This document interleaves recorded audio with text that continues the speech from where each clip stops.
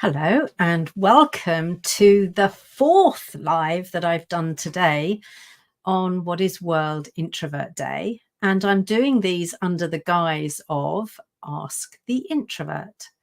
So every year, and this year is no different, I'm doing a webinar for introverts at 8 p.m. this evening, slightly different this year because we're talking about finding wholesome resilience. But this year, for the first time, what I decided to do was to answer some of the questions that are often kind of thrown my way by people who don't really understand what makes us tick as introverts. And because we're everywhere, up to 50% of any population, it's important that people do take the time to understand what makes us different, to understand what makes us tick. Now, the topic or the question I'm answering finally on these sessions today is one that snuck into my DMs. And the question is, and it was kind of almost anonymous really, is why don't introverts just get out of their comfort zone and join the rest of us in what we're doing? Interesting, I thought, interesting. And the kind of underlying theme around that was that we play small, we play safe, we don't play full out, that we don't actually engage as we could do. So I wanted to answer that in a couple of different ways, really. The first is to remind us of some research that Christine Fonseca was doing a little while ago, which was around the fact that it seems that the brains of introverts tend to prefer to use acetylcholine for that kind of feel-good factor. And acetylcholine is the power down chemical, whereas extroverts, it tends to be the traditional dopamine, the kind of power up, big hit kind of chemical that really helps extroverts feel good.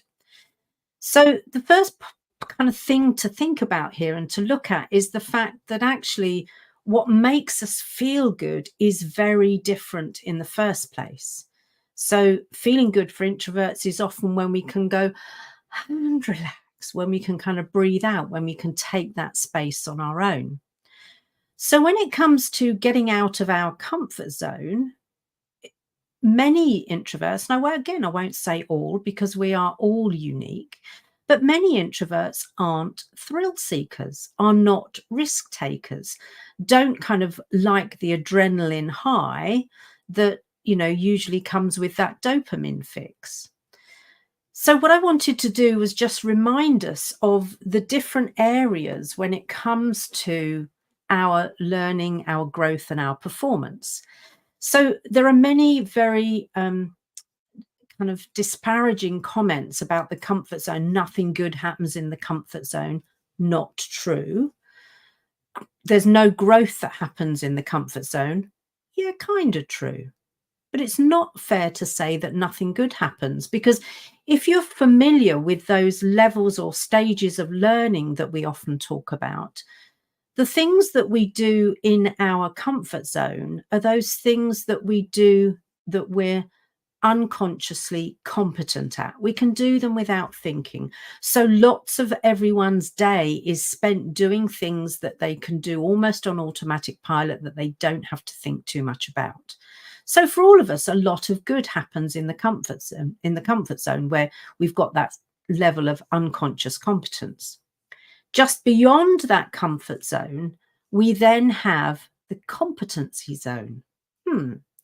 Now, all of a sudden, I'm having to think about what I'm doing, because I can perform a task adequately, I can be quite competent at it, and I'm having to think about it. The analogy we often use here is one of learning to drive, in that until you've sat behind the wheel, you don't know what it takes. Once you've had your first lesson, it's like, okay, now I know all of the things that I need to pay attention to. And that's a stage initially of conscious competence. And then when we pass our test, we're at a stage of conscious incompetence. We're then at a stage of conscious competence. And that's what this competency zone is. I can perform tasks really well, but I need to focus. I need to concentrate, which is why those busy, noisy offices can often be a real challenge for introverts, because we don't get the headspace, we don't get the quiet to really focus on what we're doing.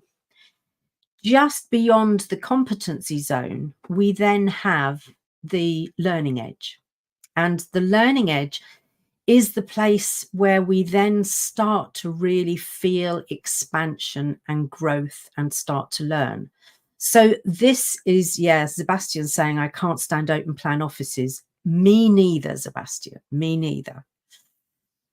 So that learning edge is the bit where actually what we have to do is really think about, what is it I want to take on board? How do I want to learn and grow? What is my next challenge? And it can be a very structured experience. We may find ourselves there by accident, sometimes happy accident, sometimes not happy accident. So then it's about making the most of when we're at that learning edge. But if any of you have worked with a great coach or a great supervisor, then you'll know that you're often taken to that learning edge, so that you're very consciously, very intentionally being asked to learn. Out on beyond that is the fear and anxiety zone. And I think the point that many people miss is when they say, oh, get out of your comfort zone, they want to throw you right out there into the fear and anxiety zone. And actually, for many introverts, that really doesn't work, because if it goes horribly wrong, if we get scared, we retreat into the comfort zone, never to be seen again. So one of the things that I talk about a lot in the way I help introverts learn and grow and develop is what Dave Brailsford refers to as the marginal gain approach, where actually we do lots of things 1 or 2% better, and they then become sustainable. We don't have to do one thing 100% better if we can do 100 things 1% better. And it's more likely that that will stick than something that's a radical change. But we've become so used to this language of transformational change and thinking that actually that means, 180 degrees from where we were. It doesn't need to be. So when people say rather unkindly to introverts about getting out of your comfort zone, I agree that what we need to do is kind of straddle the competency zone and the learning edge. But nobody should force you out into your fear and anxiety zone. Good managers won't do that. Good leaders won't do that. Some of them may lead you to be uncomfortable, but that's entirely different. The thing that we're talking about here is making sure that we're not compromising who we are in order to fit in with the norm of what's expected. So it's about really knowing who we are, knowing what those areas are. And when I'm working with introverts in programs, we kind of map their comfort zone, their learning edge, their competency zone, etc. Yeah, Sebastian, great point again. I think people misunderstand inconvenience as discomfort. Inconvenience could be an excuse, but comfort could be a productive encouragement. Yeah, absolutely. And for whose convenience is the other thing to think about. In that, if you're expecting me to behave that way because it suits you, where's the care and consideration for me? What about helping me to do things in a way that I'm still learning and growing, but suit my particular style? So I think one of the things that we really need to think about here is how we bandy phrases around, how we use language that can then become um, damaging to people, like get out of your comfort zone. Actually, don't get out of it altogether. Do good work there. But at the same time, think about what would it take, what would need to be different for you to spend more time in your competency zone or at your learning edge.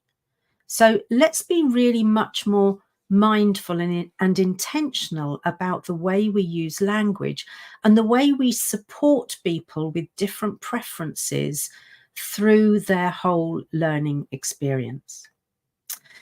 So that's me finished for my lives today, for my Ask the Introverts. I've really quite enjoyed today. So I think what I might do is do a few more of these over time, because I think, I quite like kind of responding to issues and questions that people have raised.